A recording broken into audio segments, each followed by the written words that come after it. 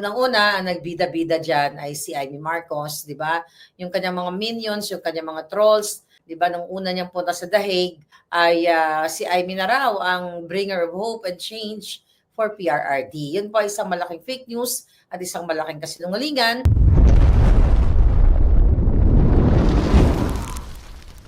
Si Mangga bumalik na naman uli, nag-emote-emote na naman doon. I believe nakikipag-ugnayan siya sa DFA, not DFA, sa embassy natin or maybe sa DFA para sa pag nagkaroon ng interim release ang Pangulong Duterte ay may mga suggestion na doon muna si Pangulong Duterte sa embassy o kung saan man. Actually, din si Cayetano, 'di ba, si Senator Cayetano ay naghain din ng resolution na palayain ng Pangulong Duterte, na nanawagan, pinipressure ang ICC na papalaya ang Pangulong Duterte. Pero sa totoo lang, mga kababayan, wala pong pwedeng makapagpalaya kay Pangulong Duterte kung di ang ICC lang.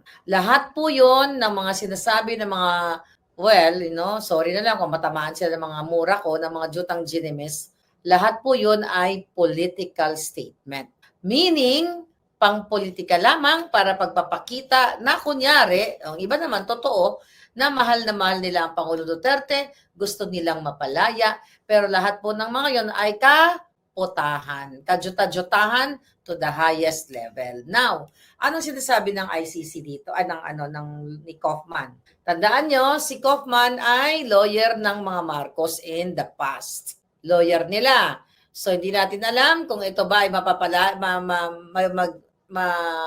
magaling ang depensa ni Kaufman. Kasi alam nyo, sa bawat kaso, kahit anong kaso, pagalingan niya ng abogado. Kung may hinahina ang abogado mo, medyo mahirapan ka ng bonggang-bongga.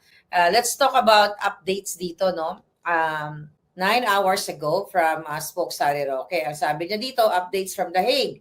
Urgent defense request to suspend adjudication on the defense request for interim release. Meaning, urgent o agarang pagsuspende ng paghatol ng depensa tayo ni Pangulong Duterte, yung request niya sa interim release. Meaning, ay pinapatigil muna. Nire-request muna ni Kaufman na itigil muna. Ang sabi dito, summary highlights, former President Rodrigo Duterte's counsel, Nicholas Kaufman, on July 18 submitted, that was yesterday, an urgent request to the International Criminal Court or ICC to suspend the pretrial chambers adjudication on the former president's request for interim release.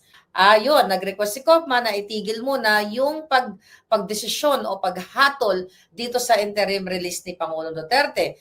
Yung abogado ni Pangulong Duterte ay talagang in-stop niya muna na wag muna magdesisyon ang chamber, okay? Itong pre-trial chamber, itong mga umuusig kay Pangulong Duterte dahil nga meron pa siyang gusto niyang ibigyan siya ng mga dokumento, okay?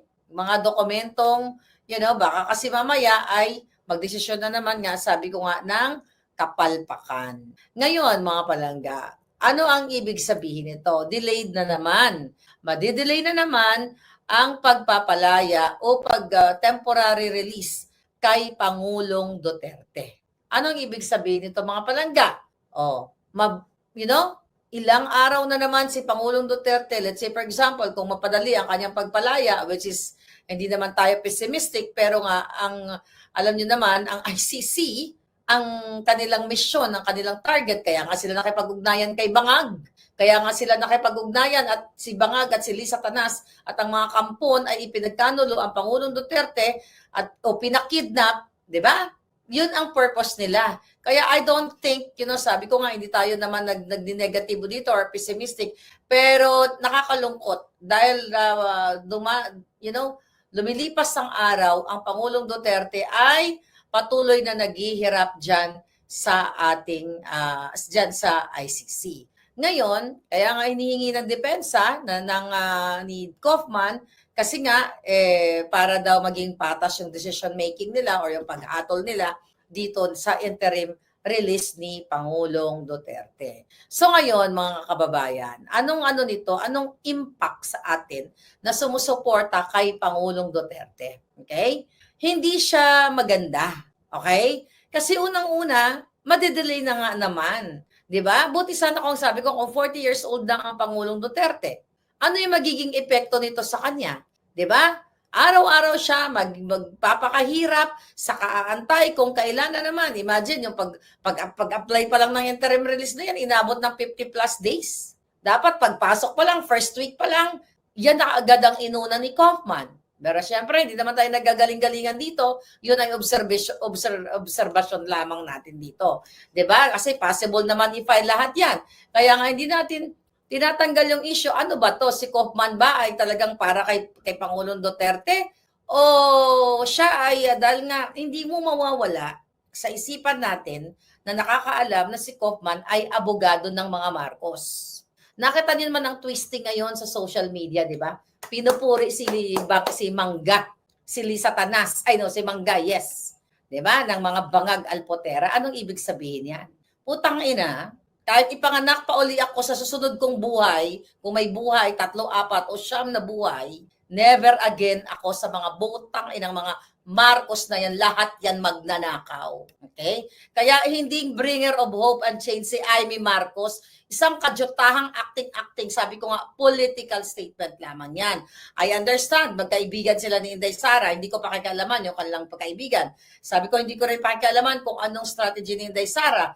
Pero yung kadyotahan ni Amy dyan sa The Hague, na biglang nag-show up, na nagpapanggap na akala mo siya magpapauwi kay Pangulong Duterte, isa pong fake news yan. Kahit sino pang politiko ang pumunta doon sa Hague, wala pong makakapagpalaya kay Pangulong Duterte kundi ang ICC, yung mga judges lamang doon. Yan ang itaga nyo sa utak ninyo. Kahit na maghain pa si Cayetano ng kadyotahang resolution na yan, political statement yan. Ibig sabihin, pinapasabi lang sa buong tao, sa mga botante na ay, nasa sunod na halalan, iboto niyo ako ha.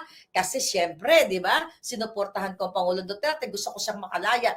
Kahit baliktarin pa nila, kahit sinong politiko, kahit si Bangag, dahil ibinenta niya ng Pangulo, pinagkanulo niya na, kahit pa sabihin ni Bangag na okay, binabawi na namin, kasi nagkamali kami, napakabait ng Pangulo namin yan. Kunyari si Bangag ay pinasukan ng higad sa ulo, o pinasukan ng demonyo, o whatever, kung anong pumasok sa utak niya. Di ba? Hindi na yan maibabalik ang Pangulo. Yan pong ilagay nyo sa utak nyo. Kahit ano pang di Amy Marcos sa Hague, hindi niya mapapalaya ang Pangulong Duterte unless na ibigay niya ang pera sa mga judges o ito, bayaran ko kayo ng ilang bilyon, palayain niyo si Pangulong Duterte. I think yun ang makapagpalaya kay Pangulong Duterte kung ibabribe niya yung ICC chamber o judges. Yun mga palangga. Kaya nakakagalit, nakakagigil yung ginagawa ng ngayon ng ICC. At syempre, nanggigigil din ako dahil ang bagal ng defense. Diba? Ang bagal ng depensa, huwag kayo palilin lang. Ang dami mga trolls na yun na puring-puring si Amy. Isang putang inang yan.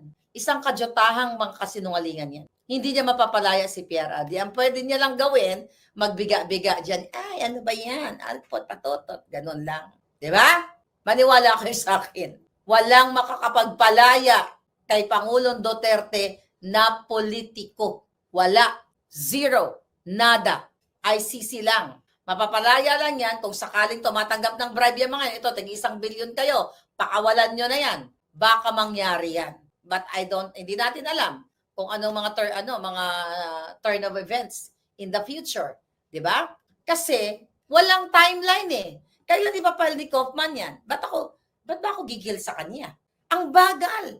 May timeline ba siyang binigay? O sige, wag na muna kayo magdesisyon. I-stop mo muna yung adjudication, chuba-chuchu, eklabush na yan. Huwag muna kayong humatol kasi inaantay pa namin yung mga dokumento sa kabilang kampo kasi baka tanim na naman yan, which is, obviously ganon. Asan yung timeline, Kaufman? Nasaan yung timeline? May timeline ba kung kailan uli niya ipapasa? Kapag antay na naman tayo ng 3 buwan. Ano na si Pangulong Duterte doon? Panis na sa loob. Pumapayat na nga. O antayin nila pa na may mangyari kay Pangulong Duterte. Wala pong saysay yung kadyotahan pronouncement ng mga politiko na nagsasabing, ito, ganito, ganyan, ipupush natin itong mga ganito, ganito. Alam niyo kung anong magkakapagpalaya kay Pangulong Duterte? Yung sinabi ko sa inyo? International rally, di ba? pressure nyo. Umikot talaga kayo sa ICC. Ay, paano ngayon yung mga tao? Hindi naman lahat pumunta ngayon sa 19 dahil mga putang inang mga NPA, Alpotera aligned, kinakalaban ng Maisog at saka DDS. So, sinong may gawa niya na bakit naghati-hati yung mga tao? Tignan nyo ngayon yung tao. Tignan nyo sa mga live. Nawala na yung tao nung March 23, yung unang-unang pumunta ako doon, nung March, anong birthday ni Pangulo Duterte, nung birthday ni Inday. Bakit? Ito ba ay divide and conquer? Bakit tinatamad na? Hindi naman tinatamad. Bakit nawawala ng gana ang mga DDS at Maisog sa Europa na gumastos mag-bus? Dati ilan-ilan ang mga bus. Nakilala ko yung mga yon. Tignan nyo ngayon. Bakit? Dahil dinivide na tayo ng mga alpoterang bangag. Yan ang isalaksak nyo sa utak ninyo. Ngayon, yung pag-delay kay Pangulong Duterte, ano, makukuha ba yan sa live lang natin dito? Sige nga, makukuha lang ba natin yan sa live? Nasa custody ng ICC ang Pangulong Duterte. Kahit maghubad pa si Bangag at saka si Lisa Tanas dahil nasobrahan sila sa pulburon, hindi nila maibabalik ang Pangulong Duterte dahil nasa jurisdiction na ng ICC. Lahat yan. Bakit? Nakausap ko ang ibang mga grupo. Nawawalan sila ng gana pumunta sa ICC dahil pakaramdam nila at nakita naman namin infiltrated na ang The Hague.